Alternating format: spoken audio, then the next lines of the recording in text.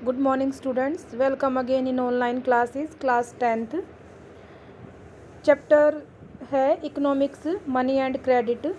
This is the 5th part of this chapter and today we complete the chapter, and on Friday you complete your notebook and on Monday we start the next chapter. Okay, let's start.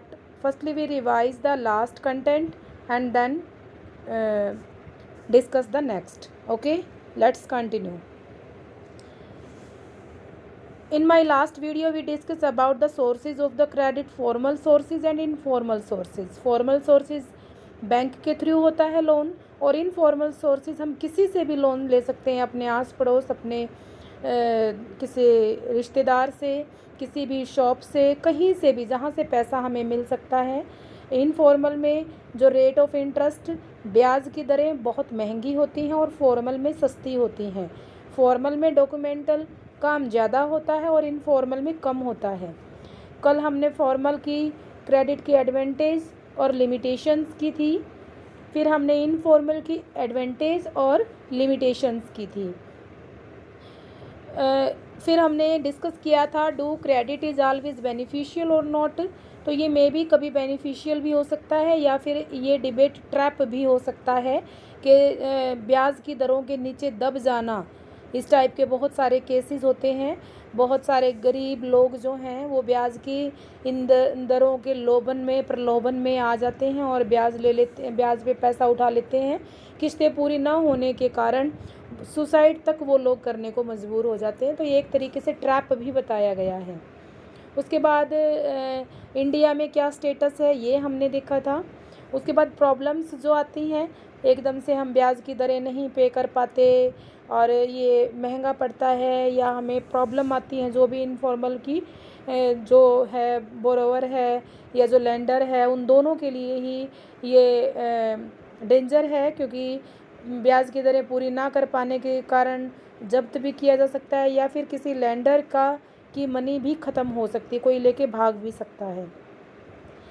Y भी the small farmers क्यों करते हैं? क्योंकि lack of awareness, lack of controller, boring of unproductive purpose, ये सब कर देख लेना, ये करवा दिया था. उसके बाद इनफॉर्मल सेक्टर्स में क्यों बोरो करते हैं.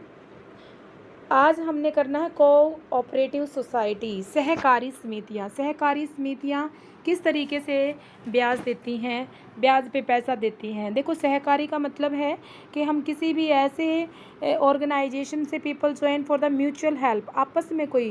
देखो, यहाँ से अगर आप में से किसी के भी पेरेंट्स ने कभी कोई कमेटी डाली हो तो यहाँ से वो चीज़ें बहुत ईजीली कवर हो जाएंगी. क्योंकि कमेटी डालने का मतलब क्या है कि हम 10 मेंबर मान लेते हैं और हमने कमेटी डाल दी कि हर महीने हम 5,000 रुपये जमा करेंगे. 10 मेंबर से 5,000 रुपये कितने हो गए? हर एक ने हर महीने 5,000 रुपये जमा किए तो 25,000 रुपये जमा हो गए.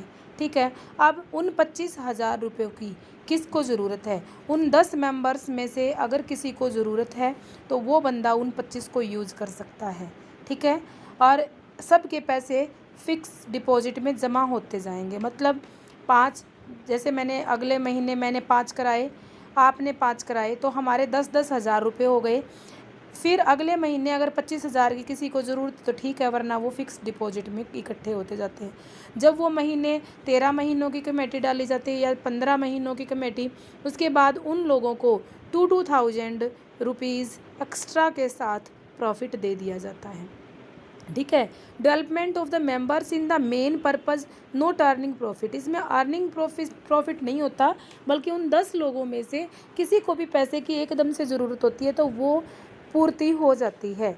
Registered under cooperative society act, ये किसी कोऑपरेटिव सोसाइटी एक्ट के थ्रू रजिस्टर्ड होता है. Member 10 are required to from a cooperative, और 10 मेंबर जो हैं वो उसमें कम से कम रिक्वायर्ड है इसको चलाने के लिए.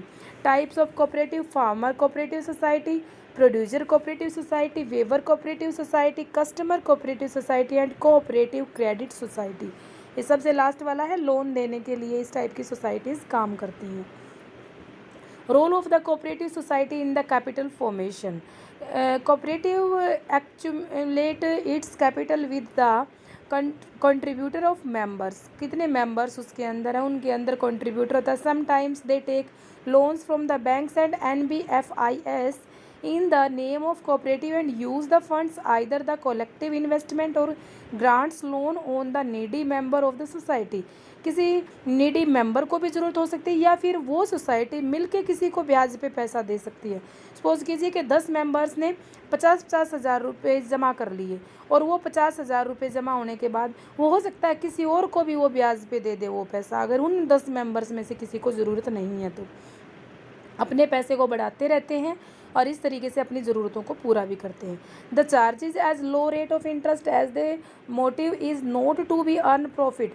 इसमें अगर उन 10 लोगों में से किसी को भी पैसे की ज़रूरत है, जो बंदा ले रहा है पैसे, उस पर इंटरेस्ट जो होता है वो बहुत लो इंटरेस्ट होता है या होता ही नहीं है। वो उन 10 लोगों की म्यूचुअल अंडरस्टैंडिंग है कि कब किसको ज़रूरत हो रही है। ठीक है, ये ज़रूरी नहीं कि उसको इन्वेस्टमेंट उसका इंटरेस्ट देना पड़ेगा। It is not the earn profit but the development of the economic conditions and its member. उन इकोनॉमिक्स कंडीशंस के कारण उन लोगों की अपनी ज़रूरतें पूरी करने के लिए ये पैसा होता है, न कि प्रॉफिट कमाने के लिए।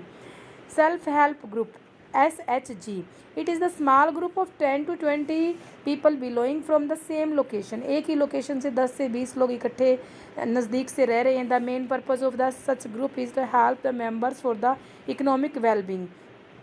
वो लोग इकट्ठा करके अपने पैसे इकट्ठे करके और किसी की मदद करते हैं ताकि कुछ पैसे कमा भी सकते हैं, या फिर हम इकट्ठे कलेक्टिवली बिजनेस करते हैं। दे either carry or some collective business or the credit funds lend to needy members. Needy members को थोड़ा बहुत फंड में पैसे देते हैं या फिर अपने बिजनेस पर्पज से करते हैं।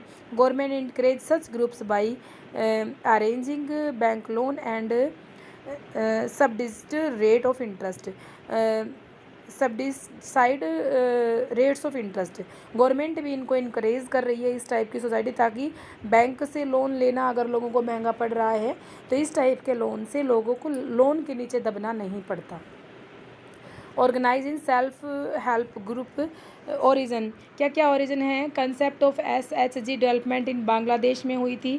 ग्रामीण bank of Bangladesh is the biggest such story is reaching the poor to meet their credit needs at responsible rate. Their ideas credit needs and responsible rates through the idea of SGI।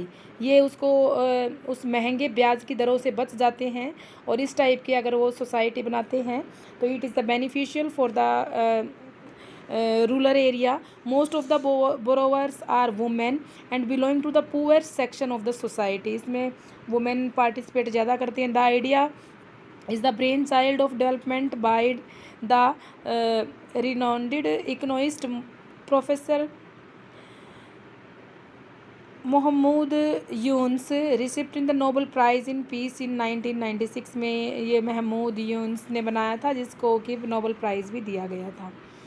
इसके साथ बेटा आपकी सारी problems I think ये chapter complete हो जाता है।